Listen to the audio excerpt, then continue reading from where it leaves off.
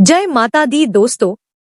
इसी महीने की 17 तारीख को साल का पहला सूर्य ग्रहण लगने जा रहा है और इसके ठीक 15 दिन बाद अभी 3 मार्च को साल का पहला चंद्र ग्रहण भी लगेगा। ज्योतिष पॉइंट ऑफ व्यू से 15 दिनों में 2 ग्रहण का लगना अशुभ माना जाता है। आपको बता दें कि फाल्गुन माह के कृष्ण पक्ष की अमावस्या को दिन मंगलवार को साल का पहला सूर्य ग्रहण पड़ रहा है और मंगलवार का दिन होने की वजह से इस दिन भौमती अमावस्या का भी संयोग बनेगा। दोस्तों, वैसे तो सूर्य ग्रहण एक खगोलीय घटना है। जब चंद्रमा सूर्य और पृथ्वी के बीच में आ जाता है तब सूर्य ग्रहण लगता है। आपको बता दें कि 17 फरवरी को लगने वाला सूर्य ग्रहण एक वलयाकार सूर्य ग्रहण है जिसे रिंग ऑफ फायर भी कहा जाता है। इस दौरान आसमान में सूर्य एक आग का छल्ला दिखाई देता है। दोस्तों, 17 फरवरी का सूर्य ग्रहण दुर्लभ संयोग लेकर आया है। यह सूर्य ग्रहण कुंभ राशि में लगने वाला है। इस समय कुंभ राशि में ग्रहों का जमावड़ा लगा हुआ है। इस समय कुंभ राशि में बुध, शुक्र और राहु विराजमान है और 13 फरवरी को सूर्य भी आ जाएंगे। इसके साथ ही 17 फरवरी को चंद्रमा भी कुंभ राशि में प्रवेश कर जाएंगे। चंद्रमा के इस राशि में आते ही पंचग्रही राजयोग का निर्माण होने वाला है। बता दें कि इस दिन साल का पहला सूर्य ग्रहण भी पड़ने वाला है। ऐसे में सूर्य और राहु की युति से बनने वाला ग्रहण योग का प्रभाव तीव्र रहेगा, क्योंकि ये दोनों ग्रह स्वभाव से परस्पर विरोधी माने जाते हैं। दूसरी ओर शुक्र और बुध की युति से लक्ष्मी नारायण योग का निर्माण होगा, जो अत्यंत शुभ फलदायी माना जाता है। दोस्तों, जब भी ग्रहण लगता है तो उसका प्रभाव राशियों पर जरूर पड़ता है। आपको बता दें कि 17 फरवरी को लगने वाला सूर्य ग्रहण कुंभ राशि और शतभिषा नक्षत्र में लगने जा रहा है। इसलिए जिन व्यक्ति की राशि व लग्न कुंभ है, उन जातकों को सूर्य ग्रहण के समय खास सावधानी रखनी होगी। इसके अलावा जिन जातकों का जन्म शतभिषा नक्षत्र में हुआ है, उनके जीवन को भी यह सूर्य ग्रहण काफी प्रभावित करेगा। उनके लिए यह सूर्य ग्रहण कष्टकारी रहेगा। सेहत और पैसों से जुड़े मामलों में लापरवाही नुकसान दे सकती है। इस दौरान लिए गए फैसले बाद में गलत साबित हो सकते हैं। इसलिए किसी भी बड़े निर्णय से पहले अच्छी तरह सोच विचार करना जरूरी होगा। आंख मूंद कर किसी पर भरोसा करना ठीक नहीं रहेगा। और बात करें बाकी राशियों की जिनके लिए यह सूर्य ग्रहण काफी कष्टकारी रहने वाला है, वह राशियां हैं मिथुन, वृश्चिक और मकर राशि के लोग। दोस्तों, इस सूर्य ग्रहण के प्रभाव से इस राशि के लोगों की बुद्धि भ्रमित रहेगी, जिसकी वजह से आपके निर्णय गलत हो सकते हैं और साथ ही आपके जीवन साथी के स्वास्थ्य पर भी इसका असर देखने को मिलेगा। इसके अलावा आपके लाभ में भी कमी आएगी। आर्थिक परेशानियों का सामना आपको करना पड़ सकता है। साथ ही अपने स्वास्थ्य के प्रति भी सचेत रहने की जरूरत होगी। इस समय आपके भाई बहनों से संबंध खराब हो सकते हैं और अपयश का योग भी बन रहा है। दोस्तों, ऐसा नहीं है कि यह सूर्य ग्रहण सिर्फ बुरा ही असर डालेगा, बल्कि कुछ राशियों पर इसका सकारात्मक प्रभाव भी पड़ेगा। जिन राशियों के लिए यह सूर्य ग्रहण शुभ है, वे राशियां हैं मेष, वृषभ, सिंह और धनु राशि के जातक। इन जातकों के लिए यह सूर्य ग्रहण शुभ और लाभ प्रदान करने वाला रहेगा। इन राशियों को निवेश में लाभ, मान सम्मान में वृद्धि, आय के नए स्रोत, करियर व नौकरी में उन्नति मिल सकती है। चलिए जानते हैं कि 17 फरवरी का सूर्य ग्रहण कितने बजे लगेगा। तो दोस्तों, भारतीय समय के अनुसार इस सूर्य ग्रहण की शुरुआत 17 फरवरी की दोपहर 3:26 पर हो जाएगी और सूर्य ग्रहण की समाप्ति 17 फरवरी की रात 7:57 पर होगी। इस सूर्य ग्रहण की कुल अवधि 4 घंटे 32 मिनट की रहेगी।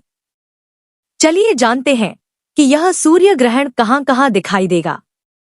तो दोस्तों, यह सूर्य ग्रहण दक्षिण अमेरिका, अर्जेंटीना, चिली, दक्षिण Africa, Antarctica, Mauritius, Tanzania, Zimbabwe, Zambia, Namibia, Botswana, Mozambique, Hind महासागर व प्रशांत महासागर में दिखाई देगा। हालांकि 17 फरवरी का लगने वाला सूर्य ग्रहण भारत में दिखाई नहीं देगा। यह सूर्य ग्रहण भारत के किसी भी स्थान से देखा नहीं जा सकेगा। चलिए अब जान लेते हैं कि 17 फरवरी के सूर्य ग्रहण का सूतक काल क्या रहेगा। आपको बता दें कि सूतक काल अशुभ समय होता है। इस दौरान कई सारे कार्यों को करने की मनाही होती है। लेकिन 17 फरवरी का सूर्य ग्रहण भारत में देखा नहीं जा रहा है। इसी वजह से इसका सूतक काल भारत में माना नहीं जाएगा, क्योंकि हमारे शास्त्रों में ऐसी मान्यता है कि जिस देश में सूर्य ग्रहण दिखाई देता है, भले ही कुछ सेकंड के लिए, वहीं पर ही सिर्फ ग्रहण के सूतक व नियमों का पालन करना चाहिए। और यह सूर्य ग्रहण भारत में दिखाई नहीं दे रहा है, जिस वजह से इसका सूतक काल भारत में माना नहीं जाएगा और न ही सूतक के दौरान नियमों का पालन करने की आवश्यकता होगी। हालांकि जिन देशों में यह सूर्य ग्रहण दिख रहा है, वहां पर इसका सूतक काल माना जाएगा। और दोस्तों, सूर्य ग्रहण का सूतक काल ग्रहण शुरू होने के ठीक 12 घंटे पहले ही लग जाता है। तो आप अपने शहर के टाइम के हिसाब से 12 घंटे पहले का समय काउंट कर लें और सूतक काल की समाप्ति ग्रहण के साथ हो जाती है। आपको बता दें कि सूर्य ग्रहण के दौरान कुछ नियमों का पालन करना बेहद ही जरूरी होता है, क्योंकि ग्रहण का प्रभाव हर किसी के जीवन पर पड़ता है। लेकिन गर्भवती महिलाओं को इस ग्रहण के दौरान खास सावधानी रखने की आवश्यकता होगी, क्योंकि ग्रहण का सीधा प्रभाव गर्भ में पल रहे शिशु पर ही पड़ता है। इसीलिए सूर्य ग्रहण के समय गर्भवती महिलाओं को भगवान का ध्यान स्मरण और जप करना चाहिए या फिर किसी धार्मिक ग्रंथ का पाठ करना चाहिए। दोस्तों, गर्भवती महिलाओं को ग्रहण देखना भी नहीं चाहिए। अपने गर्भ में ग्रहण की छाया बिल्कुल भी पड़ने ना दें।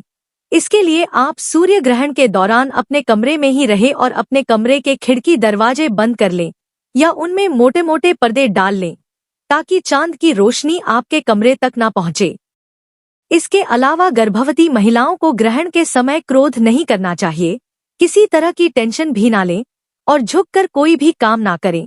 और एक बात का ध्यान रखें कि सूतक व ग्रहण के समय गर्भवती महिलाओं को भूलकर भी चाकू, कैंची या नेल कटर आदि का इस्तेमाल नहीं करना चाहिए। किसी भी लोहे की वस्तु को स्पर्श ना करें। आपको बता दें कि सूतक व ग्रहण काल के समय खाना पीना आदि भी वर्जित होता है, किंतु गर्भवती महिलाओं के लिए इसमें छूट दी गई है। वह अपने खाने और पीने की चीजों में सूतक लगने से पहले तुलसी का पत्ता डाल लें। इससे उस भोजन व जल में ग्रहण का दोष नहीं लगता है। इसके अलावा गर्भवती महिलाओं को ग्रहण व सूतक लगने से पहले अपने पूरे पेट पर गेरू या लाल चंदन का लेप लगा लेना चाहिए। इससे भी आपका गर्भ एकदम सुरक्षित रहता है।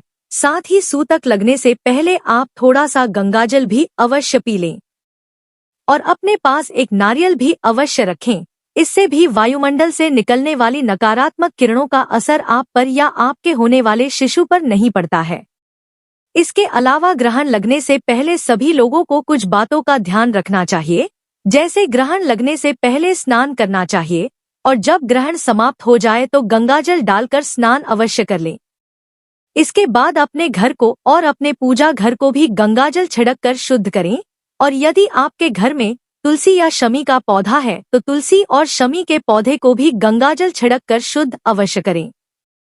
दोस्तों, स्नान करने के बाद आप यथाशक्ति के अनुसार दान दक्षिणा भी अवश्य करें। आप सूर्य ग्रहण समाप्त होने के बाद लाल चीजों का दान करें। आप गेहूं, गुड़, चने की दाल, लाल फल, लाल कपड़ा, लाल मसूर की दाल, तांबा और कुछ पैसों का दान करें। इससे आपको लाभ मिलेगा।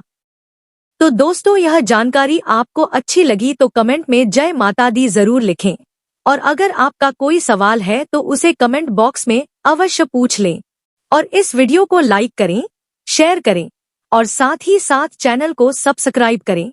धन्यवाद।